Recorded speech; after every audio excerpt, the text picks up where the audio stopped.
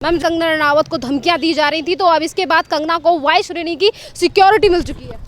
जी बिल्कुल, मुझे लगता है कि एक बेहतर कदम है जिस तरीके से कंगना ने सुशांत के मुद्दे के साथ साथ जो बॉलीवुड में और बहुत सारी चीज़ें चल रही थी उनके खिलाफ आवाज़ उठाई थी, और जिस तरीके से कंगना की आवाज़ महाराष्ट्र महाविकास अघाड़ी है उनकी तरफ से एक जो प्रतिक्रिया आ रही थी, कंगना को टारगेट किया जा रहा था उनके बड़े मंत्रियों द्वारा और यहाँ तक कि उनके छोटे जो कार्यकर्ता हैं उनके द्वारा भी हमने देखा था कि अभी परसों उनकी महिलाएँ कंगना के पोस्टर पर जूते चप्पल बरसा रही थी, उनके खिलाफ धरना प्रदर्शन कर रही थी। तो ऐसे में बहुत ज़रूरी था कि कंगना को सिक्योरिटी मिलनी चाहिए। मैम, यहाँ पे सवाल ये भी खड़ा होता है कि आखिरकार महाराष्ट्र सरकार से अनिल देशमुख हो या फिर संजय राउत हो, इन्हें कंगना रनावत के महाराष्ट्र में आने से इतना क्या डर है? ऐसा कौन सा राज खोल देंगी कंगना महाराष्ट्र आकर? देखिए, महाराष्ट्र में आकर कंगना बहुत सारे ऐसे राज खोल सकती हैं। जैसे कि मैंने बताया कि जब से सुशांत का जो केस हुआ उसमें कंगना ने बढ़ चढ़ कर आवाज़ उठाई। जो बॉलीवुड में सेक्युलरिज्म का ढोल पीटते हैं उनके सेक्युलरिज्म पे उन्होंने सीधे प्रहार किया है।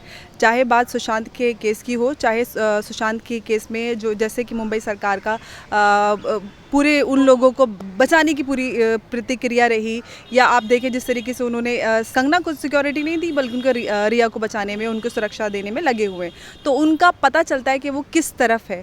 भारत की जनता एक तरफ है, सुशांत के चाहने वाले एक तरफ है, और जो बॉलीवुड में चल रहा है उस पर सवाल उठाने के लिए उन्होंने इतना उसको छुपाने के लिए ये सारी चीज़ें करें, क्योंकि बहुत बड़े नाम आने की आशंका है।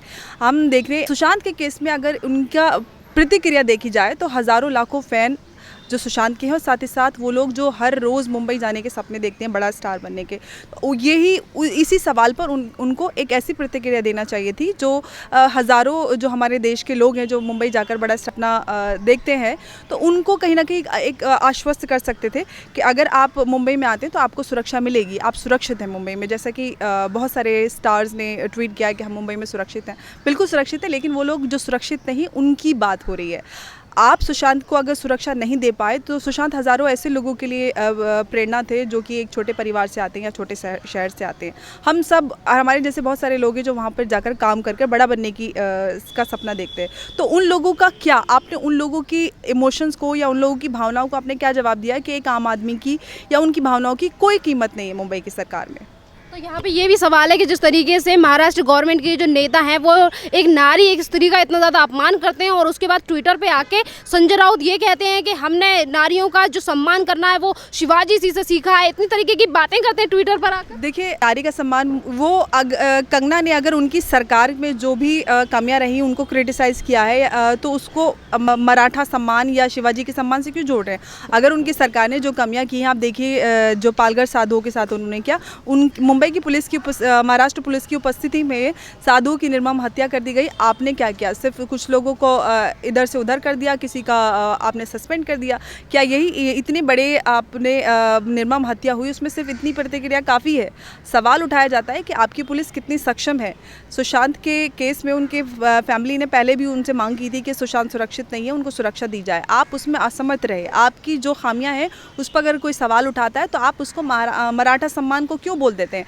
और वो बोल देते हैं कि इनफैक्ट कल ही एक बहस में मैं शामिल थी, उनके एक नेता ने बोला कि वो आएंगे तो मैं उनको थप्पड़ मारूंगा, मैं उनको जूते मारूंगा, वो ऐसी लड़की को तो पिटना चाहिए, ऐसी लड़की हो तो मैं ये कर दूं वो कर दूं। अब शब्दों का इस्तेमाल वो लगातार बेशर्मी के साथ करते आ रहे हैं। उनके संजय राउत जो उनके बड़े नेता हैं उससे लेकर जो उनके छोटे नेता हैं वो तक एक ही ज़बान बोलते हैं।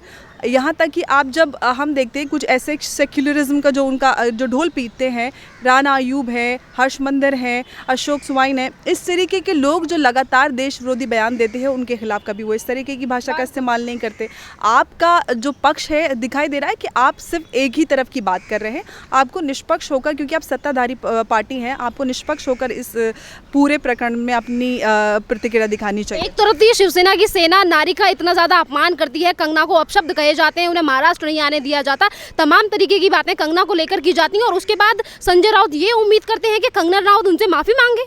देखिए, मैंने वही बात कही है कि कंगना रनावत ने मराठा सम्मान या महाराष्ट्र के लिए नहीं बोला है। जो आपकी सरकार ने जो कमियां रखी हैं, जो अभी पिछले दिनों में चीज़ें सामने आई, जैसे कि हमने पालघर की बात की, या फिर बहुत सारे सुशांत के केस को लेके उन्होंने जिस तरीके से जो अपराधी पक्ष है उसको पूरी तरीके से बचाने की कोशिश की है, तो सवाल आपकी सरकार पे उठेगा। और सवाल करने की हिम्मत सब रखते हैं इस देश में। यहाँ तक कि सिर्फ ऐसा नहीं कि महाराष्ट्र के लोग ही आपसे सवाल करेंगे, देश के और हिस्सों के लोग भी आपसे सवाल करेंगे, क्योंकि सुशांत के चाहने वाले पूरे ही देश में बल्कि अलग भी लोग थे। तो वो सवाल आपकी जो खामियां हैं उन पे किया गया। आपने उसका मराठा सम्मान और महाराष्ट्र सम्मान बताकर आप अपनी कमियों को छुपाने की कोशिश कर रहे हैं। ये भी है मैम कि जब रिया चक्रवर्ती 2012 में मुंबई पुलिस को लेकर ये बयान दे देती हैं और वो ये कहती हैं, मतलब ट्वीट करती हैं 2012 में, और वो ये कहती हैं कि जब मुंबई पुलिस जब सड़कों पे होती है तो तब मुझे असुरक्षित ज़्यादा फील होता है, और आज इसी बात को कंगना कह देती है तो इसको बात को लेकर 50 तरीके की राजनीति होने लगती है।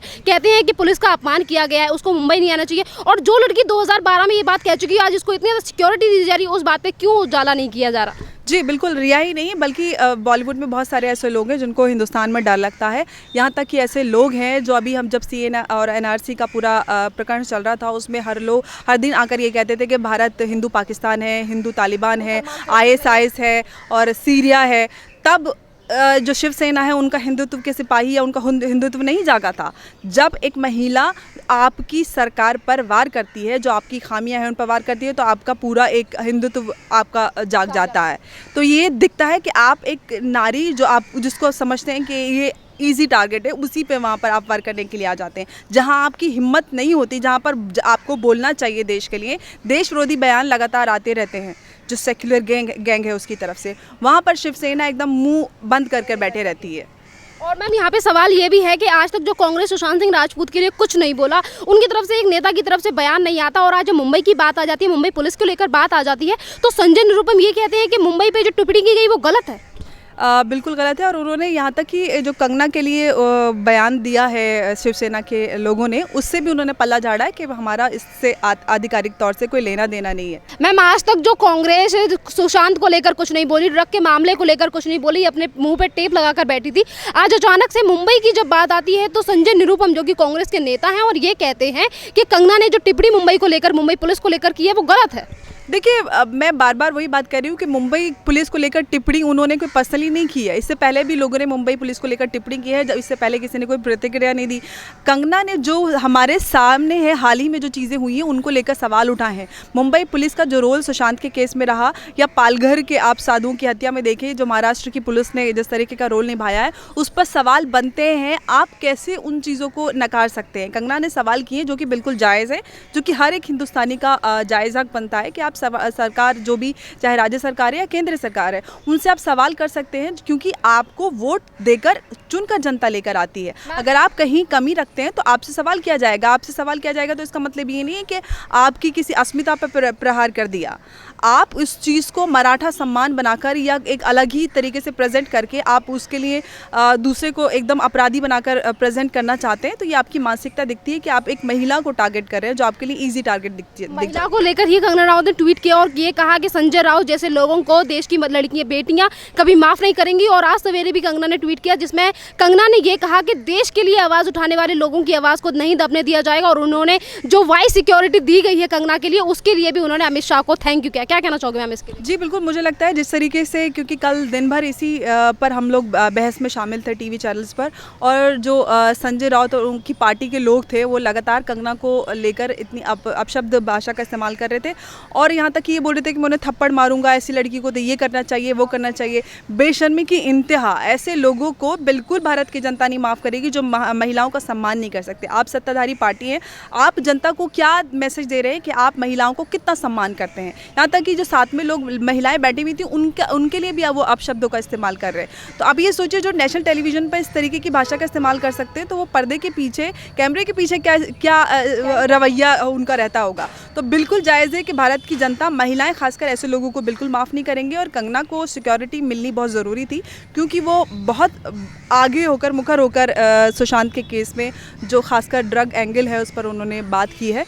तो मुझे लगता है उनको सिक्योरिटी मिलनी बहुत ज़रूरी थी, और हम सब इस चीज़ की बिल्कुल इस चीज़ के लिए कंगना के साथ हैं। धन्यवाद मैम।